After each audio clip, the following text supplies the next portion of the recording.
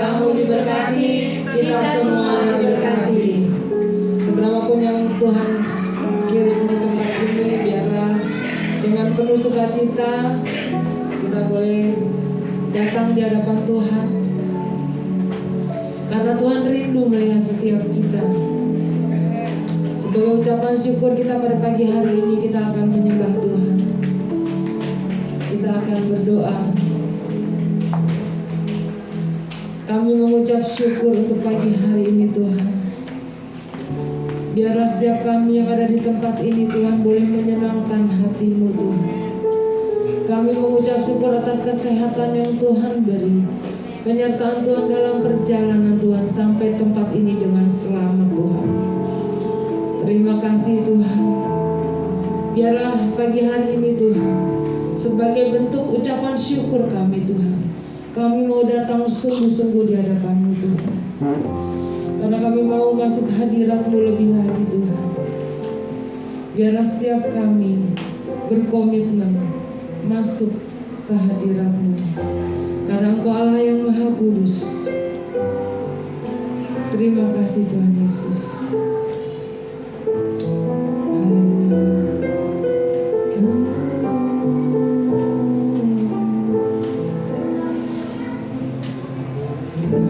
Masuk ruang Maha Kudus dengan darah anak domba. Ku masuk dengan hati tulus menyembah Yang Maha Kuasa. Katakan ku masuk ruang Maha Kudus.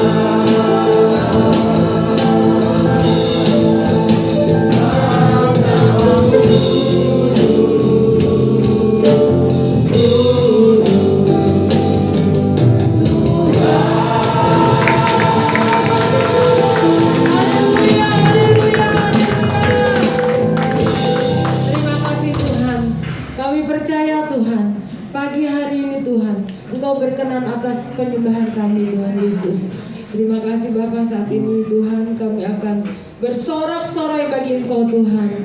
Karena Engkau satu-satunya Allah kami yang telah menebus dosa kami Tuhan. Terima kasih Tuhan.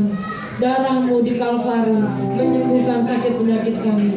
Darah-Mu di Kalvari menebus dosa-dosa kami Tuhan. Terima kasih Tuhan. Kami mau bersorak bagi Engkau.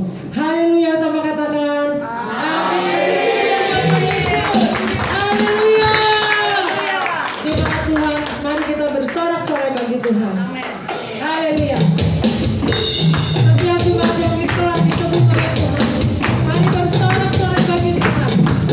Kemuliaan Raja dan segala raja ada di hadapan kita. Terima kasih Tuhan. Mari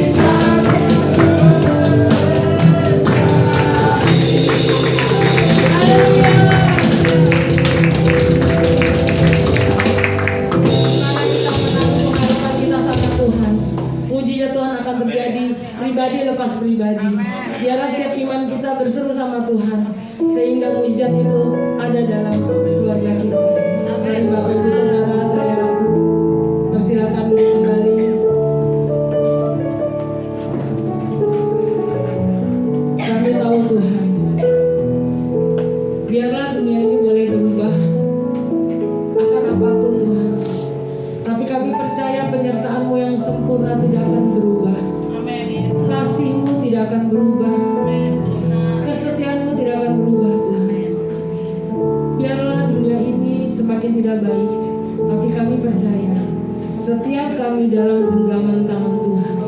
Setiap kami Engkau sertai. Terima kasih Tuhan Yesus.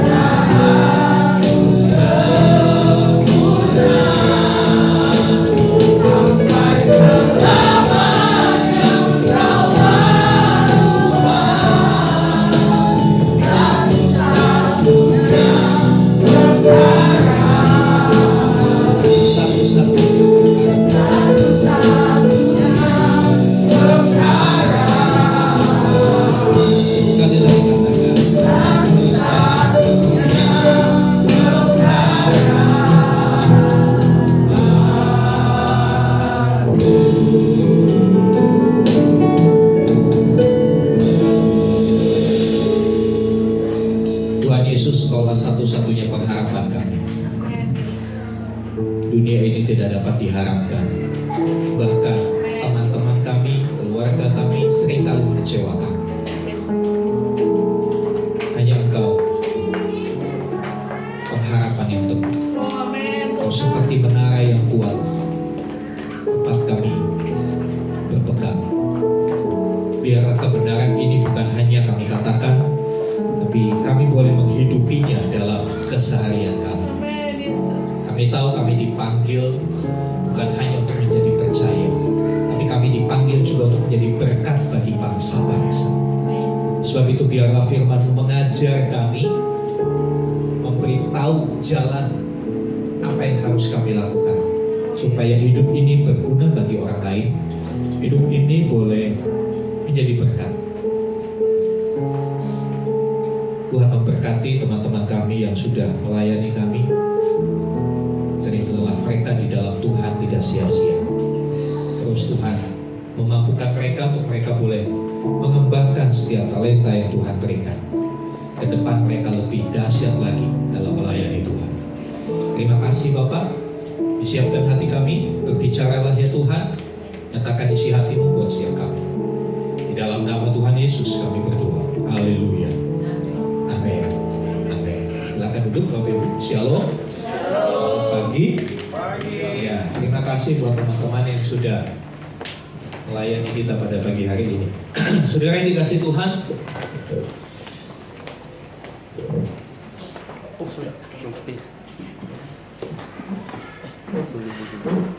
iya, pada dasarnya manusia itu suka jadi yang terdahulu, suka jadi yang pertama, suka jadi yang terbaik dan lainnya. Ya, itu karakternya manusia seperti itu. Kalau apa-apa pingin yang duluan. Sebagai contoh, kalau misalnya lagi antri makan, ingin duluan apa belakangan? Inginnya duluan kan? Kenapa nggak mau belakangan? Takut kehabisan. Ya, kan? Karena kadang-kala kalau lagi antri makan, apalagi prasmanan, banyak yang duluan tuh pada hilaf, lupa bahwa di belakang masih panjang antreannya gitu ya. Jadi saudara yang dikasih Tuhan, yaitu sifat dasar manusia. Kita selalu ingin yang pertama dalam banyak hal ya. Untuk informasi juga kita pinginnya dapat informasi yang pertama, orang pertama yang dikasih tahu, ya kan? Orang pertama yang ngerti dulu, gitu. Sehingga dengan bangga kita cerita sama yang lain, tahu gak Bapak itu begini-begini, ya kan? Kita pingin jadi yang terdahulu. Nah, saudara yang dikasih Tuhan, pertama disebut. Kita senang kalau pertama kali disebut, ya kan? Kita senang kalau kita pertama dihormati. Ya. Saya pernah dalam satu kumpulan hamba Tuhan begitu, ya ada kan biasa MC sambutan itu yang terhormat gitu kan, ini yang terhormat ini, itu kan susunannya dari yang paling dihormati kan. Kalau ada presiden dulu, barusan menteri atau apa gitu. Satu kali saya ada dalam pertemuan itu, seorang salah disebutnya, wah dia langsung mukanya gak enak ya, karena sifat dasar manusia itu ingin dihormati. Kita ingin pertama yang dipuji ya, kita ingin pertama yang didengar, cerita kita ingin didengar. Coba kalau saudara cerita, orangnya asik main handphone gak dengerin gimana? Ya enggak kan? Dan saudara, hal ini juga terjadi di antara para murid. Para murid Tuhan itu memiliki pola pikir yang sama, pingin jadi yang terdahulu, pingin jadi yang pertama, pingin jadi yang duluan. Dan mereka memperdebatkan hal itu. Kita lihat di dalam Markus 9 ayat 34. Markus 9 ayat 34.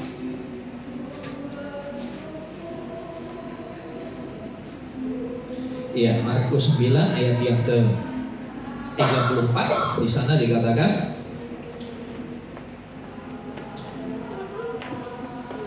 tetapi mereka diam, sebab di tengah jalan tadi mereka mempertengkarkan siapa yang terbesar di antara mereka. Ingin jadi yang terdahulu, ingin jadi yang terbesar, ingin jadi yang the best, itu sudah bawaan akhir.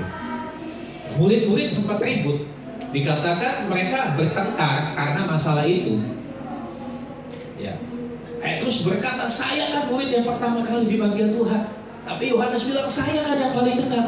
Murid-murid mempertengkarkan, mereka ribut masalah siapa yang terbesar. Siapa yang terbesar. Dan bukankah ini terjadi dalam kehidupan kita? Banyak orang yang ingin jadi yang terbesar. terhebat. Bahkan dalam pelayanan pun seringkali hal itu terjadi. Ya. Dalam semua bidang, bukan hanya di politik. Sudah jelas di politik ingin berkuasa, ingin jadi yang paling hebat. Ya, dalam kehidupan sosial kita, dalam kita bermedsos juga begitu. Banyak orang, ya kalau punya medsos, TikTok atau IG, ingin dapat follower paling banyak, ingin dapat like paling banyak, senang gitu, ya kan? Senang kalau dapat postingannya dilihat orang, dikasih jempol atau dikasih hati gitu. Nah itu sifat alamiah manusia, itu sifat dunianya manusia. Tetapi Tuhan Yesus nggak marah, ya Tuhan Yesus nggak marah. Dalam ayat ini Tuhan Yesus nggak marah. Dalam ayat yang ke-33, sebelumnya kita lihat ayat 33. Kemudian tibalah Yesus dan murid-muridnya di Kapernaum. Ketika Yesus sudah di rumah, ia bertanya kepada murid-muridnya, apa yang kamu perbincangkan tadi di tengah jalan? Tuhan Yesus tahu. Sebetulnya Tuhan Yesus tahu nggak yang diributin murid-muridnya? Tahu. Jadi sementara perjalanan ke Kapernaum, murid-muridnya tuh kasak kusuk lagi. Wah yang paling besar, gua kan begini. Ya, biasa orang ingin jadi yang terbesar, ingin dapat predikat yang terdahulu, terbesar, terbaik itu dengan mengungkapkan semua alasan. Saya kan yang paling penting di gereja ini karena saya begini. Alasannya disebutkan. Lalu dibantah, enggak, tapi saya kan begini. Nah, saudara dikasih Tuhan Yesus memaklumi pola pikiran seperti itu. Perhatikan, Tuhan Yesus gak menegur mereka. Tuhan Yesus hanya tanya, kamu ngomongin apa sih tadi? Kok seru banget kalau bahasa kita sekarang ya, diterjemahkan dalam bahasa gaul. Andai kata ada terjemahan Alkitab bahasa gaul, mungkin terjemahnya begitu. Tuhan Yesus bilang sama muridnya, lu ngomongin apa sih, rame banget tadi, berisik banget, lu ngomongin apa? Saudara, Tuhan Yesus gak marah. Tetapi Tuhan Yesus membalik cara berpikir mereka. Dia merevisi, mengoreksi cara berpikir mereka. Coba perhatikan ayat yang ke-35. Ayat yang ke-35 udah ada di sini. Ya, kita baca sama-sama. 2, 3. Lalu Yesus duduk dan memanggil ke-12 murid itu, katanya kepada mereka, jika seorang ingin menjadi yang terdahulu, hendaklah ia menjadi terakhir dari semuanya dan pelayan dari semuanya. Tuhan Yesus nggak marah kan? Dia hanya ngomong. Ya, dia panggil murid-muridnya, "Ayo duduk." Murid-muridnya udah takut. Wah, ketahuan deh, iya kan? Wah, ketahuan deh kita ngomongin apa. Ya, bisa dibayangin ekspresinya orang yang lagi ngomongin Pak Gembala, terus Pak Gembala tiba-tiba datang, itu ekspresinya. Ya, seperti itulah murid-murid. Tuhan Yesus bilang, "Ayo duduk, kita ngobrol." Dia bilang, ya Tuhan Yesus ngomong gini, jika seorang ingin menjadi yang terdahulu, ya hendaklah ia menjadi yang terakhir dari semuanya dan pelayan dari semuanya. Saudara yang dikasih Tuhan, Tuhan Yesus berusaha membalik cara berpikir mereka. Ya, saudara, dari apa yang Tuhan Yesus katakan, kita belajar bahwa melayani itu bukan jalan menuju kehormatan. Bukan jalan menuju kehormatan, tetapi melayani adalah jalan kerendahan hati. Katakan, jalan kerendahan hati. Kalau mau jadi besar, harus lewati jalan itu, jalan kerendahan hati. Kalau mau jadi yang terdahulu, kata Tuhan, kamu harus jadi yang terakhir. Yang jadi yang terakhir itu gak enak. Bisa ketinggalan kan kalau yang terakhir? Pemikiran dunia begitu, kalau terakhir ketinggalan, gak kebagian. Kalau lagi antrian sembako, bagi-bagi sembako, terakhir nih datangnya telat, gak kebagian. Ya, jadi saudara yang dikasih Tuhan, kadangkala pemikiran manusia sangat dipengaruhi oleh keadaan di dunia ini. Kita pikir kalau kita sampai terakhir itu gak kebagian. Kita harus yang terdahulu. Saya hanya berpikir, andai kata pemikiran ini dipakai dalam konteks ibadah, saya kalau ibadah mau jadi yang terdahulu, mau jadi yang datang duluan supaya saya bisa duduk berdoa dulu, saat teduh dulu. Tapi kita pakai itu untuk hal-hal yang lain. Makanya Tuhan Yesus mengkoreksi, melayani bukan jalan menuju kehormatan, Tapi melayani adalah jalan dalam kerendahan hati. Kita dipanggil untuk melayani. Minggu lalu sudah disampaikan kuliah umum selama banyak 3 SKS bahwa melayani itu panggilan buat setiap kita. Tuhan Yesus memanggil kita untuk kita melayani. Nah saudara, di dunia ini berlaku kayak gini. Yang besar dilayani. Yang besar dilayani. Orang besar itu akan dilayani. Ya. Yang tinggi dihormati. Bukankah dunia ini hukumnya kayak gini? Kalau datang orang besar, misalnya, ya, Menteri Agama mau datang ke GBT People Community, wah, dia kan orang besar, ya, dia kan orang terhormat, kita siapkan, ya, kita siapkan. Nah, saudara yang dikasih Tuhan, itu dunia. Tetapi di dalam kerajaan Allah, ini yang terjadi. Dalam kerajaan Allah,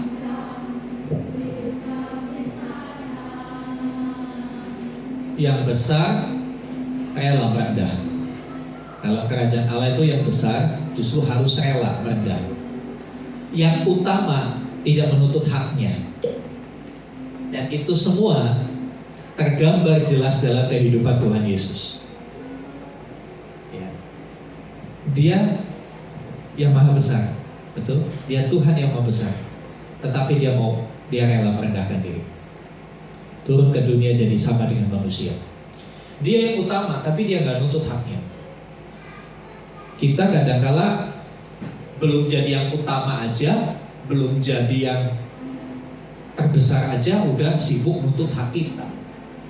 Ya ini kan hak saya sebagai jemaat, saya harus dilayani begini. Ya. Kita mau belajar, kita hidup di dunia, ya kita hidup di dunia. Tapi kita harus menggunakan aturan kerajaan Allah. Ya, kita lihat Filipi 2 ayat yang ketiga. Filipi 2 ayat yang ketiga. Tolong Pak Rudi Manurung bisa bantu bacakan. 2 ayat 3 ya.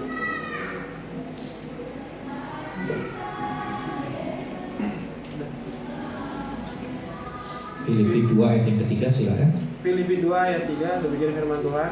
Dengan tidak mencari kepentingan sendiri atau puji-pujian yang sia-sia, sebaliknya hendaklah dengan rendah hati yang seorang menganggap yang lain lebih utama daripada dirinya sendiri.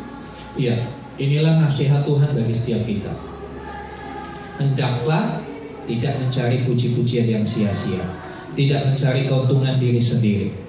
Ya. Sebaliknya, ya, hukum kerajaan Allah adalah hukum kebalikan dari dunia. Kalau dunia, mereka berlomba mencari keuntungan diri sendiri. Mereka selalu bertanya, apa untungnya buat saya? Saya dapat benefit apa kalau saya melayani? Tapi di dalam kerajaan sorga dibalik. Kalau dunia, pola pikir dunia, saya datang ke gereja, saya harus dapat sesuatu. Ya agak rohani sedikit sih, saya harus dapat sesuatu, saya harus dapat berkat rohani, saya harus dapat hadirat Tuhan, saya harus bisa merasakan hadirat Tuhan. Kelihatannya rohani, tapi sebetulnya itu kan sumbernya fokusnya kepada diri sendiri. Nah, Tuhan Yesus mencoba membalikkan semuanya. Ya, hendaklah tiap orang tidak mencari kepentingan diri sendiri, tapi kepentingan orang lain juga. Jadi bisakah kita datang ke gereja dengan satu konsep berpikir, saya nggak cari hadirat Tuhan, tapi saya mau bawa penyembahan saya kepada Tuhan, saya mau bawa pujian saya kepada Tuhan, saya mau bawa korban syukur saya kepada Tuhan. Seminggu ini, wow, Tuhan sudah memberkati saya. Walaupun berkat Tuhan masih kurang juga sih, ada beberapa yang belum ketutup, tapi setidaknya bersyukur. Bisa nggak kita punya konsep begitu ketika kita ibadah? Saya mau bawa sesuatu sama Tuhan. Saya mau bawa sesuatu sama Tuhan. Saya mempersembahkan apa ya? Nama Tuhan, berbuat baik.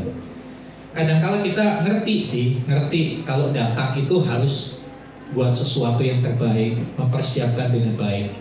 Tapi kita hanya gunakan itu untuk hal-hal dunia. Contoh yang sederhana. Saya nggak menyinggung, hanya menegur. Bapak Ibu kalau mau kondangan, tampilannya kayak begini nggak? Gimana tampilannya sebenarnya? Untuk ketemu siapa di kondangan? Pengantin. Ketemu pengantin, ketemu teman-teman, iya kan? Saudara datang ke gereja ketemu siapa? Sama Tuhan. Bagaimana kita harus bawa hidup kita ketika ketemu orang yang paling kita hormati, orang yang paling tinggi kedudukannya, orang yang paling berjasa dalam hidup kita. Kalau kondangan, berusaha nggak telat. Kenapa kalau telat? Tidak bisa foto. Habis semua itu. Meja prasmanan kosong, bisa dapat kuahnya doang sama kerupuk. Orang puas. Dan dikira daging ternyata Puas. Nah, saudara yang dikasih Tuhan. Iya. Coba terapkan prinsip-prinsip yang kita pakai di dunia, hal-hal yang seperti itu dalam kita menghargai orang dunia, kita pakai dalam menghargai Tuhan. Ya. Persiapkan dirimu untuk beribadah. Persiapkan hatimu dengan pola pikir aku harus bawa sesuatu kepada Tuhan.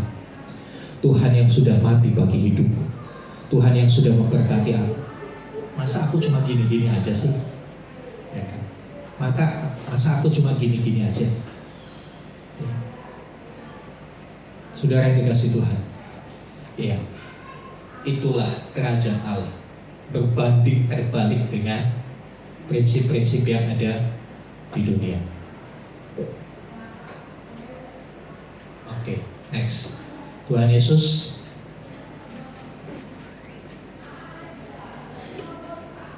Tuhan Yesus mengajar bahwa melayani itu berarti tidak mencari sorotan. Iya. Kadangkala ya di banyak gereja orang melayani sukanya yang disorot. Yang disorot itu di mana? Kesalahan. Yang di panggung, yang di depan akan selalu disorot. Tapi kadangkala ada pelayanan-pelayanan yang lain nggak disorot. Orang lebih suka berdiri di sini, padahal di sini anginnya kencang, saudara. Padahal di sini tantangannya lebih besar. Tapi orang lebih suka tampil dan dilihat orang. Tuhan Yesus bilang, ya, pelayanan itu bukan untuk tampil, pelayanan itu bukan untuk disorot. Perhatikan, kalau saudara memperhatikan masa pelayanan Tuhan Yesus yang hanya 3,5 tahun itu, setiap kali dia bikin mujizat atau lakukan sesuatu yang amazing, dia bilang jangan cerita siapa-siapa. Tapi seringkali kita lakukan sesuatu, kita sih nggak cerita, cuma posting. Sama aja kalau kita posting kan sama aja pengumuman. Makanya kalau saudara melihat medsos saya nggak pernah tampilkan ketika saya melayani. Pernah nggak melayani di sini? Enggak. Kenapa? Buat saya saudara, yang penting Tuhan lihat saya. Ngerti nggak saya? Tuhan, yang penting kau lihat aku ya. Orang lain nggak lihat aku nggak apa-apa. Yang penting aku dilihat Tuhan, itu aja udah cukup. Tapi orang dunia lebih pengen dilihat orang. Ya. Beberapa teman saya medsosnya isinya pelayanan di sini, pelayanan di sini. Bahkan diumumkan hari ini pelayanan di sini, hari ini pelayanan di sini. Itu kayak orang jualan ya. Buat saya, yang penting lu lihat ya Tuhan. Yang penting lu lihat Tuhan ya. Lu lihat hati. Saudara yang dikasih Tuhan. Ya. Tuhan Yesus mengajari bahwa melayani itu nggak pilih-pilih. Ya. Banyak kali hamba Tuhan itu lebih suka kalau diundang melayani peresmian toko, peresmian pabrik, itu senang. Tapi kalau untuk melayani kedukaan, apalagi yang meninggal itu orang miskin. Beberapa waktu yang lalu saya dengan Bu ini dengan Pak Rudi Manurung melayani satu kedukaan. Yang melayat berapa orang Pak? Gak sampai 20. Dikontrakkan rumah petak. Jalan ke situ pun becek, mobilnya Pak Rudi hampir ambles. Ya, masuk ke tempat pemakaman lebih becek lagi. Tapi saya suka pelayanan yang seperti itu. Kenapa? Tuhan lihat saya. Lebih baik saya dilihat Tuhan daripada dilihat manusia. Ketika kita dilihat manusia, ketika kita dipuji-puji manusia, dikatakan hebat, dikatakan keren, hati-hati dengan hatimu. Karena itu bisa jadi awal kejatuhan. Ketika orang sudah memuji kita, mengagung-agungkan kita, tanpa sadar manusiawi kita muncul jadi sombong.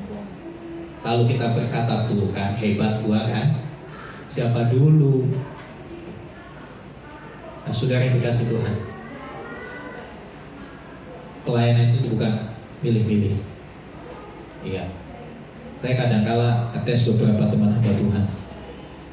Iya, saya ajak melayani ke sesuatu yang dalam tanda petik kagak ada duitnya. Wah, berbagai alasan, enggak, sibuk ini itu. Saudara yang dikasih Tuhan, memang tidak semua seperti itu. Tuhan Yesus mengajarkan bahwa dalam melayani kita tidak kecewa saat tidak dihargai.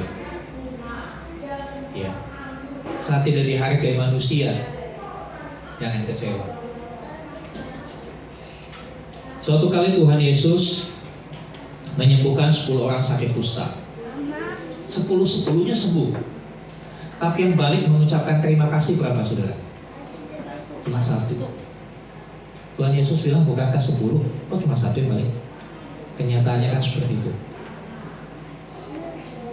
Kadangkala ketika kita sudah capek melayani, sudah lelah, boro-boro terima kasih, dikritik mulu, boro-boro bilang terima kasih, dicari-cari terus kesalahannya. Tapi untuk kasus seperti itu Tuhan bilang jangan kecewa. Yang penting aku melihat kamu. Amin. Yang penting Tuhan melihat kita. Ya. Pelayanan itu tidak menuntut hak. Ya.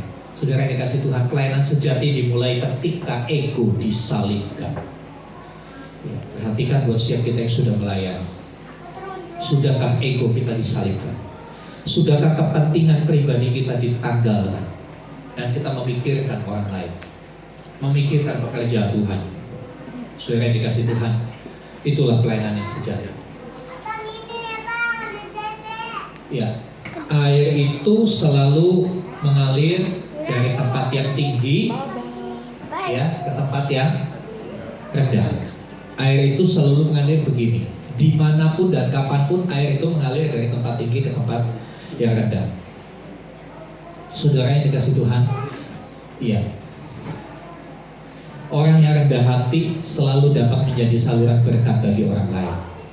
Kalau kita mau jadi saluran berkat, kita harus rendah hati. Ketika kita rendah hati, berkat Tuhan turun. Karena berkat Tuhan itu seperti air mengalir, turun ke tempat yang rendah. Tapi kebalikan, orang yang meninggikan diri justru sulit untuk dipakai Tuhan. Orang yang meninggikan diri justru sulit untuk dipakai Tuhan. Tuhan gak mau pakai. Selanjutnya saudara, Tuhan berkata, kalau kamu mau jadi yang terdahulu, kamu harus jadi yang terakhir dan jadi pelayan. Ya, melayani adalah identitas, bukan sekedar tugas. Ya, dan pelayan dari semua, bukan melakukan pelayanan. Ya, Tuhan Yesus sudah berkata, kalau mau jadi yang terdahulu, kamu harus melakukan pelayanan. Enggak. Tapi Tuhan Yesus berkata, kalau kamu mau menjadi yang terdahulu, kamu mau jadi yang terbesar, kamu harus jadi pelayan. Beda ya, melakukan pelayanan dan menjadi pelayan. Kalau melakukan pelayanan itu hanya tugas. Hari ini saya tugas, saya melayani, saya datang. Saya lakukan dengan sungguh-sungguh. Ya, tapi kalau menjadi pelayan, tidak terbatas waktu bertugas. Tidak terbatas waktu bertugas. Kapanpun kita siap untuk melayani. Dan semua kriteria ada dalam diri kita. Ya, menjadi pelayan itu identitas diri orang percaya.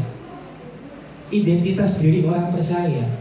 Dan identitas itu bukan hanya pada saat bertugas, tapi 7 hari dalam seminggu. Identitas itu melekat dalam diri kita. Saya pendeta bukan hanya hari Minggu, tapi dari Senin sampai Senin lagi saya pendeta. Sebab itu, kolom pekerjaan di KTP saya jelas tertulis pendeta. Saya tidak mau bermuka dua. Saya pendeta ya pendeta. Walaupun saya tidak harus gembala tubuh, saya pendeta, saya pendeta, enggak. Tapi dalam keseharian, identitas itu melekat dalam diri saya. Saudara dikasih Tuhan, kita lihat satu.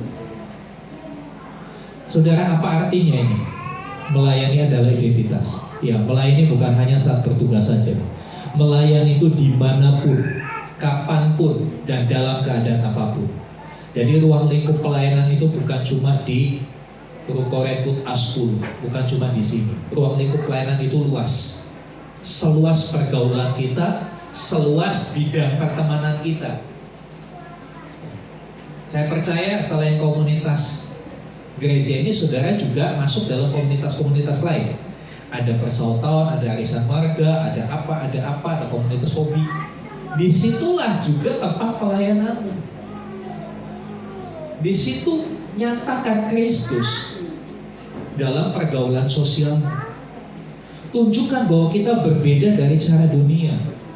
Mungkin di komunitas itu saudara pengurus, atau saudara pegang peranan penting.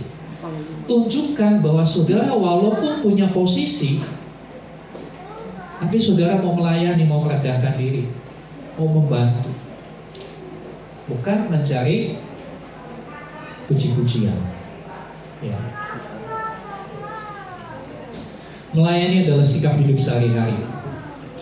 Sikap hidup sehari-hari bukan hanya sikap pada saat lagi tugas. Ya. Melayani bukan karena ada yang melihat, tetapi karena Tuhan yang melihat. Ya, kembali saya katakan, yang penting Tuhan lihat saya. Amin. Yang penting Tuhan lihat saya. Gak penting orang melihat kita. Kalau orang melihat kita, yang ada apa? Dicari salahnya kan? Betul. Kalau orang lihat kita seringkali, kamu kurang gini, kamu begini apa sih, begitu apa sih?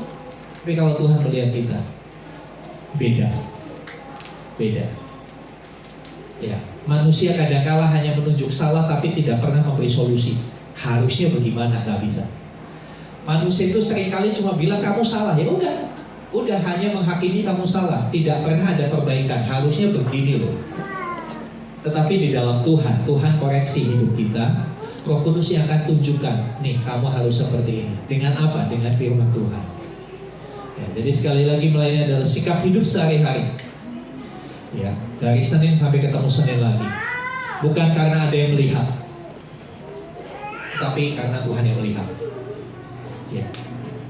Jadi sekalipun gak ada yang lihat, kita hidupnya sesuai firman, kita hidupnya benar. Karena apa? Kita sadar Tuhan. Iya, makanya saya sering kali katakan sama anak-anak muda juga saya katakan, kamu boleh bohong asal gak ketahuan Tuhan. Boleh, silakan bohong asal gak ketahuan Tuhan deh. Bisa nggak? Ya nggak bisa. Artinya apa ya? Jangan bohong gitu. Mungkin bapak mamamu bisa dibohongi, gampang bohongi orang tua. Ya kan? Gak usah diajarin juga pada pinter tuh. Ya. Tapi bisa nggak kita bohong tapi nggak ketahuan Tuhan? Jadi saudara, kalau kita sadar Tuhan melihat kita, ada lagu sekolah itu. Mata Tuhan melihat apa yang engkau buat, apa yang baik, apa yang jahat. Oleh sebab itulah jangan berbuat jahat. Ingat Tuhan melihat. Nah, pintar anak-anak. Jadi saudara yang dikasih Tuhan, kalau kita ngerti konsep ini, hidup kita nggak bermuka dua, ya kan? Hidup kita nggak bermuka, kita tampil apa adanya. Kita tampil apa adanya, dimanapun, kapanpun. Dan orang yang tampil apa adanya itu nggak berat, saudara, nggak capek. Lepas saja hidupnya, nggak harus bersandiwara. Ya udah, gua gini, gitu kan? Saudara yang dikasih Tuhan, mari kita akan lihat selanjutnya. Ya, Kolose 3 ayat 23 katakan apa yang kita buat, kita melakukannya seperti untuk Tuhan. apapun yang kita lakukan, kita melakukannya seperti untuk Tuhan. Kalau kita melakukan untuk Tuhan, bisa main-main, bisa dengan bercanda-bercanda, bisa dengan gak serius, gak. Pasti kita akan lakukan the best. Ya, apapun yang kita lakukan, menolong sesama, tolong sampai tuntas. Ya, melakukan apapun, ya, pekerjaan sekecil apapun, kerjakan dengan yang terbaik. Nah, ilustrasinya seperti ini, saudara. Saudara pernah lihat orang yang seperti ini? Sering. Ya. Ada nggak orang yang berterima kasih sama orang ini? Enggak. Tiba-tiba naik mobil berhenti, Papa makasih ya udah nyapu jalan. Ada? Enggak. Tapi apakah karena nggak ada orang berterima kasih sama dia udah gua ngapain nyapu jalan, nggak ada orang terima kasih? Enggak kan? Dia tetap lakukan kan? Kenapa? Ya karena identitasnya dia petugas kebersihan. Jadi pelayan Tuhan juga begitu, identitasnya itu. Dihargai tidak dihargai, lakukan saja. Ya, lakukan saja. Walaupun pengendara yang lewat, baik yang jalan kaki maupun yang pakai mobil, gak ada yang berterima kasih sama si bapak ini, dia tetap lakukan. Kenapa? Dia tahu ada atasannya yang akan kontrol pekerjaannya. Tanpa dia tahu, atasannya bisa tiba-tiba lewat. Wah, ini malah ngerokok, malah gak kerjain baik-baik. Ya, kurang lebih kita itu seperti itu. Ada atasan di surga yang melihat kita. Walaupun dunia ini gak menghargai kita, gak ada apresiasinya sama kita, Tuhan melihat. Kita sungguh-sungguh kerja apa enggak? Kita melayani dengan sungguh-sungguh apa enggak? Bapak ini gak pernah nuntut dihargai. Bapak ini gak pernah nuntut, gue udah nyapuin. Dia juga nggak pernah ngomel ketika mungkin begitu ya di sini.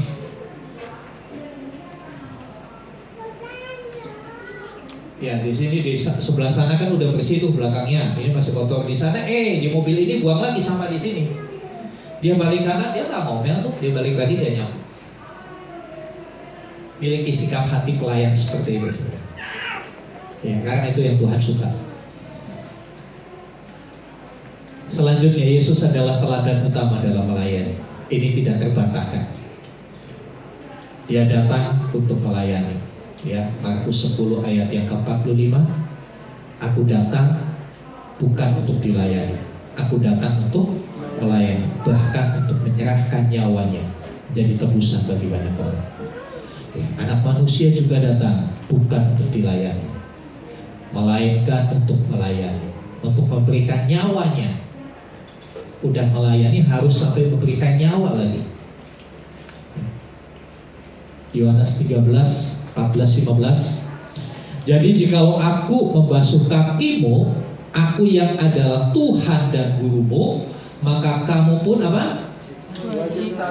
Wajib saling membasuh kaki. Sebab aku telah memberikan suatu teladan supaya kepada kamu supaya kamu juga berbuat sama seperti yang telah kuperbuat kepadamu. Seringkali kan saya katakan hidup kekristenan itu gampang. Pelajaran agama Kristen itu gampang. Tinggal mengcopy paste apa yang Tuhan Yesus lakukan. Copy paste, terapkan dalam hidup sehari-hari. Sudah, selesai. Sesimpel itu. Prinsipnya sesimpel itu. Dalam pelaksanaannya yang membuat itu jadi susah apa, saudara? Ego kita. Ego kita yang membuat itu jadi susah. Tuhan Yesus bilang, ini ceritanya Tuhan Yesus basuh kaki murid-muridnya. Mungkin bagi kita banyak gereja bikin acara pembasuhan kaki sebelum Paskah. Ya hanya sekedar mendramatisasi. Tapi inti atau nilai yang disampaikan Tuhan Yesus itu dalam sekali. Dalam tradisi orang Yahudi, dalam budaya orang Yahudi, seorang yang membasuh kaki itu benar-benar derajatnya paling rendah. Seorang yang membasuh kaki itu adalah seorang hamba. Hamba untuk di Indonesia ya mengalami pergeseran makna. Hamba di Indonesia memiliki tempat yang cukup terhormat. Sehingga di semua agama ya pembangunan masjid gak ditulis namanya, tulisnya hamba Allah. Wah, namanya hamba tapi posisinya paling atas. Ya. Di gereja juga begitu, di kalangan Kristen kalau sudah dapat predikat hamba Tuhan, kayaknya udah dekat dengan sorga deh. Udah dekat dengan sorga. Ya. Padahal sesungguhnya hamba itu apa? Iya, bahasa Jepangnya jomos. Atau bahasa lebih kerennya babu. Saudara tahu babu? Pembantu, bahkan lebih rendah dari pembantu rumah tangga. Pembantu rumah tangga pun naik pangkat sekarang jadi AS apa? ART, asisten rumah tangga. Kalau udah dengar kata asisten kan kesannya terhormat ya. Asisten, padahal ya babu-babu aja kan gitu kan. Hanya pembahasan untuk menghargai profesi itu. Tapi hamba dalam konteks Alkitab, hamba dalam konteks agama budaya Yahudi pada waktu itu mengerikan. Dia cuma bisa melakukan apa yang Tuhannya suruh. Dia nggak punya hak. Digaji nggak? Dikasih makan juga tergantung tuannya. Kalau tuannya nggak mau kasih makan, Tuhan Yesus pernah kasih perumpamaan kan? Hamba itu makan dari sisa-sisa majikannya. Pernah nggak saudara makan dari sisa-sisa orang? Pernah makan? Ini sisa buat kamu. Miskin-miskinnya kita nggak pernah kayak gitu. Tapi hamba itu kayak gitu. Dan seorang yang membasuh kaki itu predikatnya hamba yang paling rendah. Saudara perhatikan, ada satu perbandingan yang Tuhan Yesus katakan. Dia yang adalah Tuhan, Raja segala raja, melakukan hal itu. Memposisikan diri paling bawah, memposisikan diri menjadi manusia yang paling rendah demi melayani saudara dan saya. Dan Tuhan Yesus katakan, jika aku adalah Tuhan. Kata Tuhan dalam bahasa Yunani itu di atas segalanya, paling tinggi, di highest. Yang paling tinggi aja mau membasuh kaki. Kamu harus melakukan seperti, kamu juga berbuat sama seperti yang telah kuperbuat kepada. Dia satu contoh, dia teladan. Tuhan Yesus mengajar bukan omong-omong doang, tapi dia memberikan teladan. Dia sudah lakukan itu, kita tinggal ngikutin aja. Banyak kali seorang pemimpin cuma nyuruh tapi dia gak melakukan gitu. Tapi Tuhan Yesus, dia bukan hanya memberi perintah, tapi dia udah lebih duluan melakukan. Kalau dia berkata untuk kita melayani, dia gak cuma bilang ayo melayani, enggak. Pemimpin dunia, kamu harus melayani aku. Ya dia cuma nyuruh doang. Tapi Tuhan Yesus, dia lakukan itu dulu. Dia kasih contoh dulu, supaya kita lihat role model. Oh seperti ini dia melayani. Ya, yang dikasih Tuhan Yesus bukan hanya ngajar, tetapi dia memberi contoh yang nyata. Raja tapi membasuh kaki. Ada nggak raja membasuh kaki? Nah, raja itu dibasuh kakinya. Tapi Tuhan Yesus dia raja yang membasuh kaki. Dia Tuhan, tapi dia mengorbankan dirinya. Tuhan itu Tuhan. Kalau kita datang kepada Tuhan atau Raja, zaman kerajaan dulu kalau mau menghadap Raja, dia harus bawa upeti, dia harus bawa persembahan. Apa kira-kira yang diberikan? Bahkan dalam konteks budaya Timur Tengah, dalam zaman Perjanjian Lama, Raja Salomo, saudara membaca,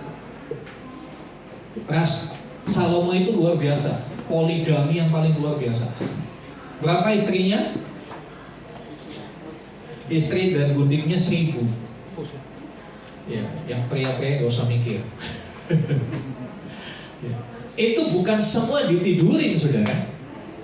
Itu kerajaan-kerajaan lain, ya, kerajaan-kerajaan kecil di sekitarnya, kalau mau menghadap Salomo harus bawa sesuatu. Dengan tradisinya pada waktu itu bawa sesuatunya itu adalah bawa gadis yang paling cantik di negaranya dikasihkan kepada Salomo. Makanya dia punya sekian banyak istri. Bukan sengaja cari di medsos mana nih yang paling cantik fotonya. Enggak. Itu pemberian. Dan itu nggak semua ditiduri, ya udah masukin aja, ada penampungannya. Seorang raja berhak terima persembahan. Tapi yang Tuhan Yesus contohkan kepada kita apa? Dia justru mengorbankan diri. Dia yang mengorbankan dirinya. Untuk menyelamatkan kita, dia mengorbankan dirinya. Saudara, dia teladan utama dalam melayani. Dia maha tinggi, tapi rela direndahkan. Direndahkan serendah-rendahnya. Orang yang dihukum disalib pada zaman itu adalah orang yang paling rendah. Orang yang paling, ya maaf kata, bahasanya orang yang paling brengsek. Orang yang paling jahat, kejahatannya tidak terampunkan sehingga harus disalibkan. Jadi hukuman salib itu bukan hanya siksaan fisik, tapi siksaan mental.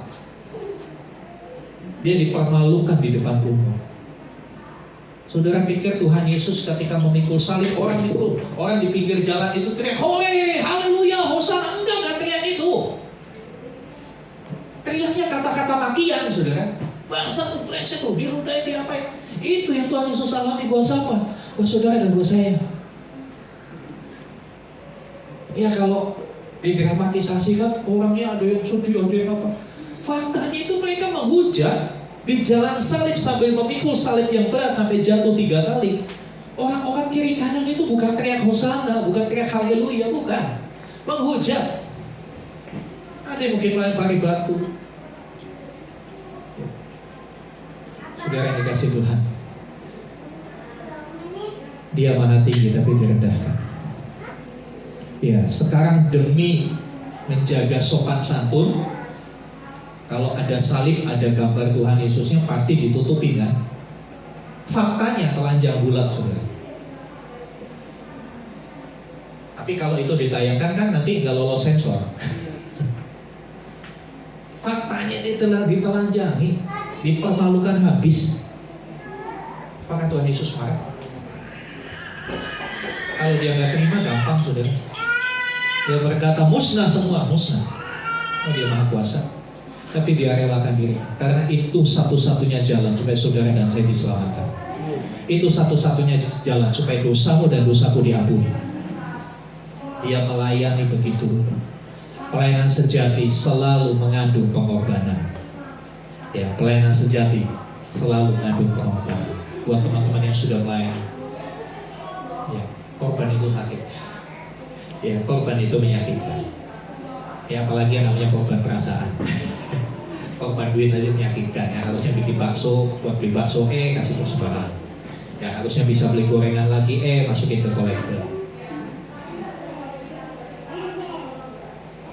Tapi Tuhan Yesus sekali lagi sudah kasih contoh buat kita. Ya. Saudara, Filipi 2 ayat 6 dan sampai 8. Kembali Kak Budi Manuru, tolong bacakan.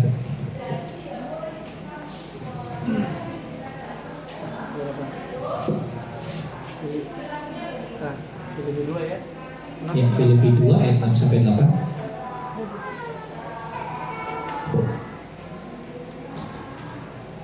Filipi 2 ayat 6 sampai 8. Demikian firman Tuhan, yang walaupun dalam rupa Allah tidak menganggap kesetaraan dengan Allah itu sebagai milik yang harus dipertahankan, melainkan telah mengosongkan dirinya sendiri dan mengambil rupa seorang hamba dan menjadi sama dengan manusia.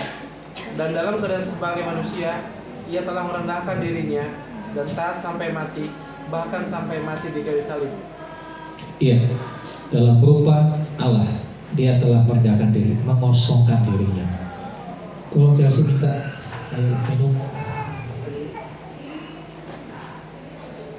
Saudara, saya mau kasih gambar yang mengosongkan diri. Ini gelas ini penuh kan? Mengosongkan diri itu seperti apa? Mengosongkan diri ini, airnya dibuang, diisi dengan lain. Ya, bisa nggak? Saya mau bikin kopi di gelas yang ada airnya ini. Oh, nggak bisa. Nggak bisa. Caranya gimana? Yang ini Diminum dulu. buang dulu atau diminum dulu, barusan diisi kopi. Itu yang Tuhan Yesus lakukan. Dia kosongkan dirinya. Dia adalah Allah. Dia maha kuasa. Dia powerful banget. Tapi dia nggak pakai kekuatannya itu. Ketika dia turun ke dunia, dia tidak pakai kekuatannya itu. Dia mengambil rupa, menukar air ini dengan entah kopi kali, ditukar. Itu yang Tuhan Yesus lakukan buat kita. Kealahannya, kemahakuasaannya dilepaskan untuk seketika, untuk beberapa waktu. Ketika dilepaskan, apa yang dia ambil? Dia ambil rupa seorang hamba. Dia ambil rupa manusia yang paling rendah. Itulah dirinya ketika dia hidup di dunia. Nah, saudara yang dikasih Tuhan, sampai mati di atas kayu salib dalam ketaatan. Ini adalah puncak pelayanan dari Kristus. Jadi pelayanan Kristus, pelayanan Tuhan Yesus yang paling hebat bukan membangkitkan Lazarus, bukan kasih makan 5.000 orang, bukan menyembuhkan orang kusta, ya, bukan mengubah air jadi anggur. Tapi pelayanan Tuhan Yesus yang terbesar adalah ketika dia berangkatkan tangannya dan dia menyerahkan nyawanya. Jujur, saya belum bisa seperti dia. Dan saya belum diizinkan seperti dia sama Tuhan. Walaupun hampir tahun 98 saya hampir mati di dalam pelayanan. Ya, saya pernah cerita, tapi Tuhan belum izinkan. Saya belum layak menjadi martir. Tapi dia sudah lakukan, dia sudah kasih contoh. Apalagi yang kurang, apalagi yang belum dia lakukan bagi kita, saudara. Ya. Akhirnya saudara yang dikasih Tuhan, jika Yesus saja melayani sampai sedemikian, siapa kita sehingga kita menolak pelayanan? Siapa kita? Kita berani menolak panggilannya untuk melayani. Terlalu naif ketika kita berkata saya nggak mau melayani Tuhan. Ya, terlalu naif. Dia sudah lebih dulu kasih contoh yang begitu hebat. Mari tanyakan sama diri kita, apakah saya melayani dengan tulus atau hanya ingin dihargai? Gak perlu dijawab di sini, hatimu yang menjawab. Hatimu yang menjawab, dan Tuhan tahu hatimu, saudara. Ya, selanjutnya, apakah saya mau melayani saat tidak terlihat? Kalau nggak kelihatan, kalau nggak dipuji orang, nggak ada orang yang lihat, tetap mau melayani? Saya pribadi, saya bilang yang penting Tuhan lihat saya. Ya. Apakah saya siap menjadi yang terakhir demi orang lain? Ini yang susah kan, saudara? Yang susah. Kan enggak kita terakhir. Kita bilang, ayo duluan. Tapi kebanyakan kita gue dulu. Kadang-kadang kan terjadi begitu kan? Kata gue dulu. Biar ini menjadi perenungan buat kita. Kita lebih suka berkata gue yang duluan atau silakan. Saudara yang dikasih Tuhan. Ya, perlu menyalipkan ego. Ya kan? Untuk itu perlu menyalipkan ego. Tapi jangan khawatir. Ayat ini berlaku buat setiap kita. Kita baca sama-sama. Yuk kita sama-sama bangkit berdiri, kita baca ayat ini bersama-sama. Saya udah balik di musik. Balik ke posisinya. Haleluya.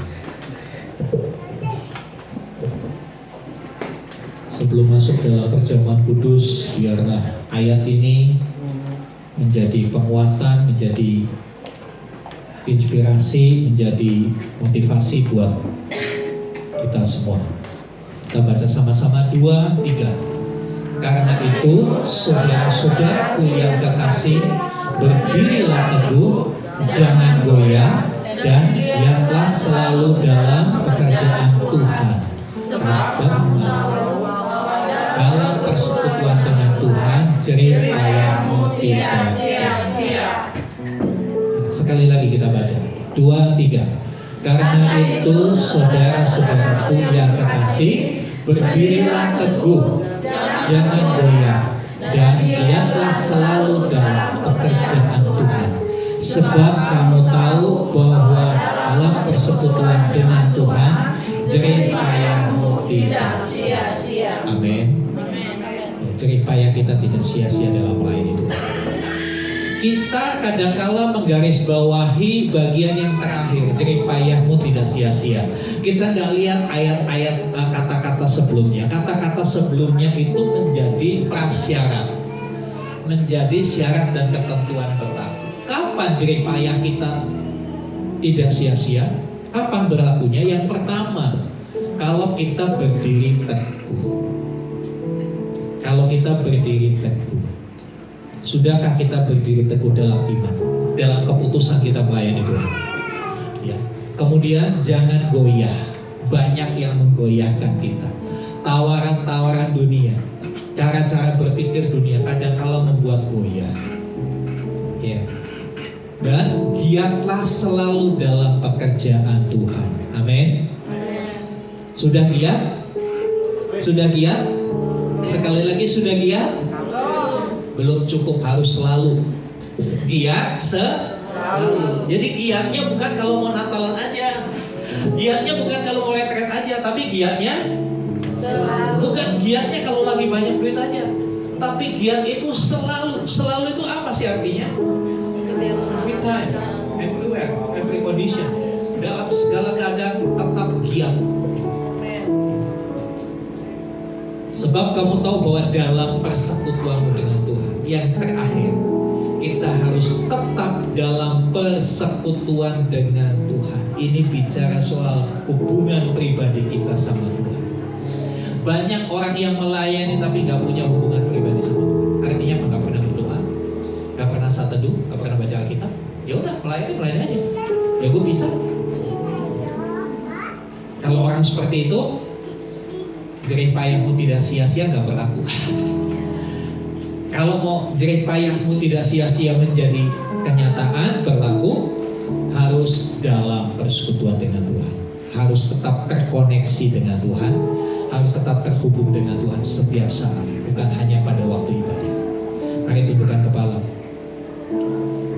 melayani lebih sungguh.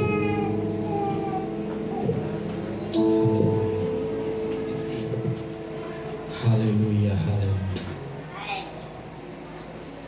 Mari kita renungkan kebenaran firman Tuhan sebelum kita masuk dalam perjamuan kudus. 3 hal, pertanyakan pada dirimu sendiri. Apakah aku melayani dengan rendah hati? Atau aku ingin hargai orang? Apakah aku melayani supaya dilihat Tuhan? Melayani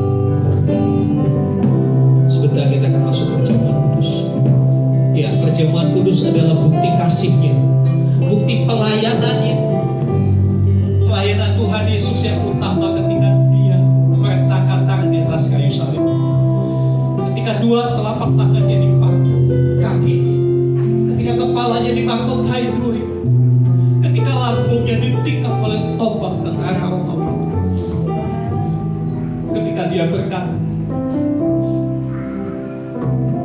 ampunilah mereka karena mereka gak tahu apa yang mereka lakukan.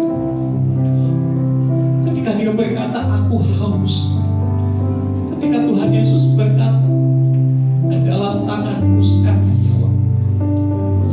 Itulah pelayanannya buat saudara dan saya.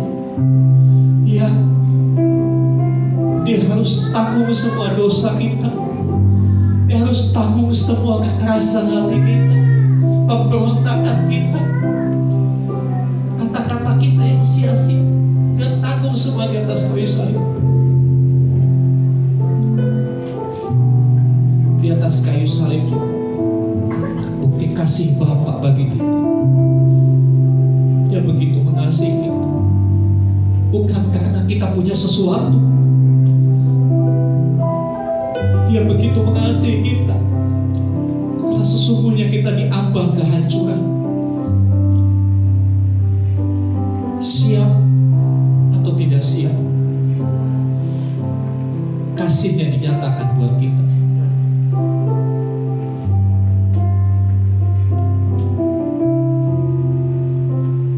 Sebentar ketika saudara menerima roti dan anggur, tenangkan di hatimu. Kalau dia sudah mengasihi saya, kalau dia sudah melayani saya begitu, apa yang sudah saya buat Tuhan, apa yang sudah saya kasih buat Tuhan, gak sebanding kan? Gak sebanding. Tuhan gak maksa kita, karena Tuhan mau kita mengasihi dia dengan kerelaan. Tuhan mau kita melayani dia dengan kerelaan, bukan dengan paksaan. Di tengah kami ada roti dan anggur. Suci kuduskan ya Tuhan, materi ini, benda mati ini boleh menjadi sarana kami mengingat akan karyamu di atas kayu salib, mengingat pelayananmu yang begitu luar biasa buat kami semua. Terima kasih Tuhan, terima kasih. Sebelum kami mengambilnya, seperti nasihat firman Tuhan, biarlah kami memeriksa diri kami. Ampuni kami kalau kami masih keras hati. Ampuni kami kalau masih ada kebencian, masih ada dendam, ada kekecewaan, ada kemarahan. Ampuni kami, sucikan hati kami ya Tuhan, supaya kami layak bersatu dengan tubuh dan darah. Dan itu berarti kami bersatu dengan pelayananmu, ya, bersatu dengan pelayananmu yang luar biasa itu. Silakan saudara mengambil roti dan anggur. Masih lantunkan pujian ini, sinar nyanyikan pujian ini. Melayani lebih sungguh.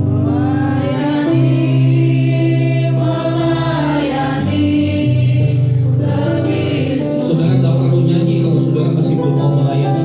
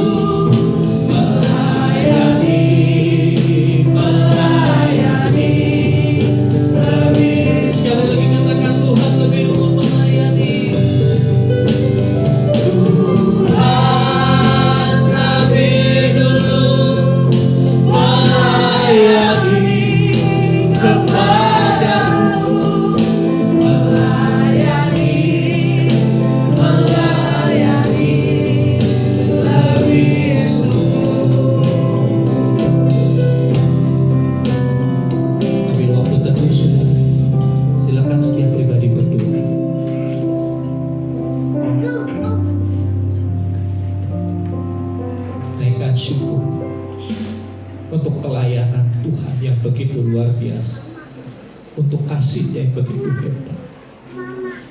Sambil terus saudara memeriksa hati, periksa hidup. Kalau ada dosa, akuilah di hadapan Tuhan. Tidak ada yang bisa kita sembunyikan di hadapan Tuhan. Semua terpampang jelas, karena Dia melihat hidupmu dan hidupku. Bahkan sesuatu yang engkau lakukan di dalam tempat yang tersembunyi, ketika tidak ada orang yang melihat, tapi ada sepasang mata Tuhan yang melihat. Kita minta dilayakkan untuk kita makan perjamuan kudus itu. Haleluya, haleluya, haleluya, haleluya.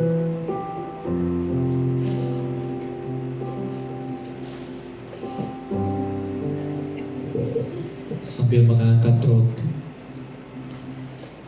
dengarkan firman Tuhan. Sebab apa yang telah kuterima dari Tuhan, aku teruskan kepadamu. Bahwa Tuhan Yesus pada malam waktu Ia diserahkan mengambil roti, dan sesudah itu Ia mengucap syukur atasnya. Ia memecah-mecahkan dan berkata, inilah tubuh yang diserahkan bagi kamu. Perbuatlah ini menjadi peringatan akan aku. Bukankah roti yang kita angkat adalah persekutuan dengan tubuh Kristus? Katakan amin. Kita makan bersama-sama di dalam nama Tuhan Yesus.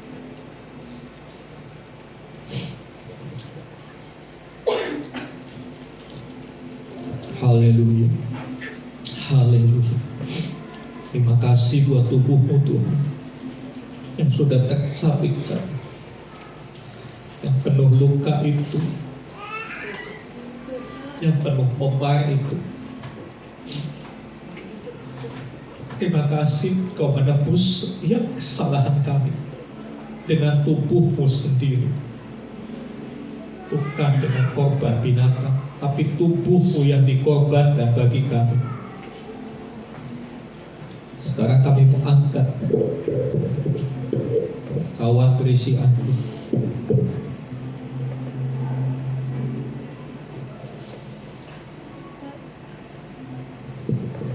Haleluya, haleluya, haleluya, haleluya.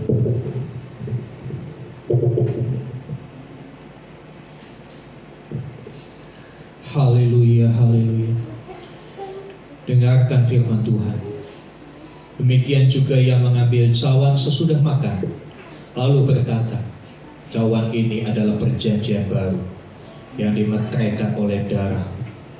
Perbuatlah ini setiap kali kamu meminumnya, menjadi peringatan akan aku. Bukankah cawan anggur yang kita angkat adalah persekutuan dengan tubuh Kristus? Amin. Kita minum bersama-sama di dalam nama Tuhan Yesus.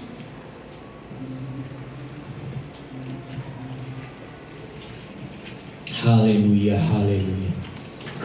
Sebab setiap kali kamu makan roti ini dan minum cawan ini, kamu memperintahkan kematian Tuhan sampai Ia datang. Melayani, melayani lebih sungguh. Haleluya, haleluya. Melayani, melayani lebih sungguh. Kau lebih dulu melayani Tuhan, lebih dulu melayani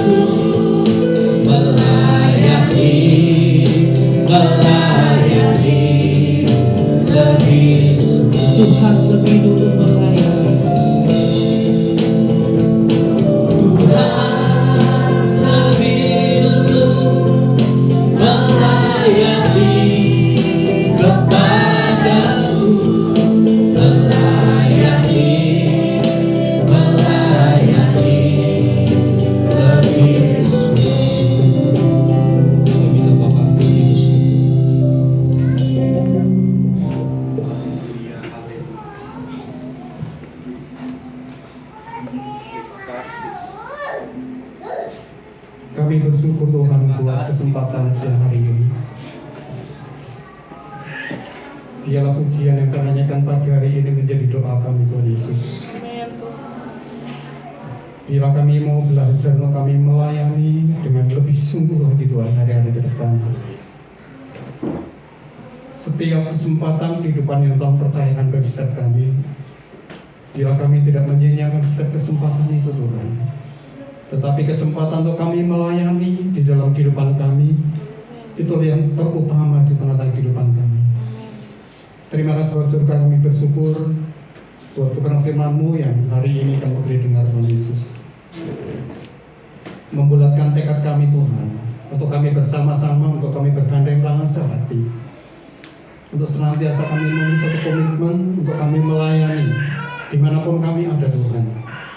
Kami mau melayani adalah identitas kami dimanapun Tuhan percayakan kami, di tengah-tengah keluarga kami, di tengah-tengah lingkungan kami, di tengah-tengah pekerjaan kami, di tengah-tengah komunitas kami, bahkan dimanapun kami ada.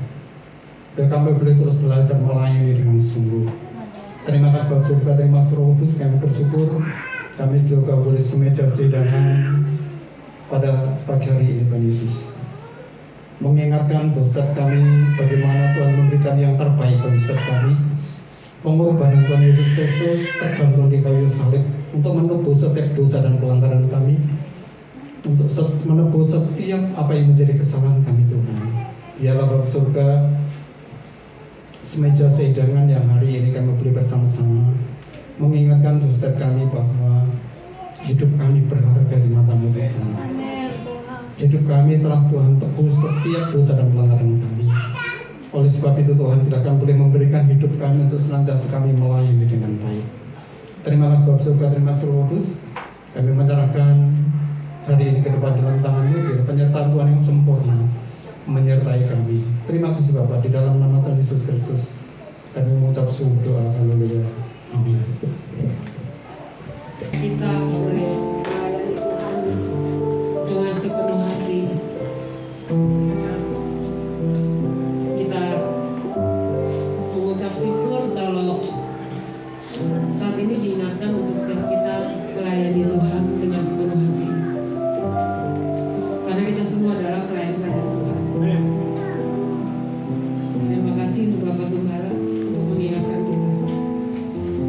Biarlah pagi hari ini kita akan memberikan yang terbaik buat Tuhan. Saya mohon Bapak Riko.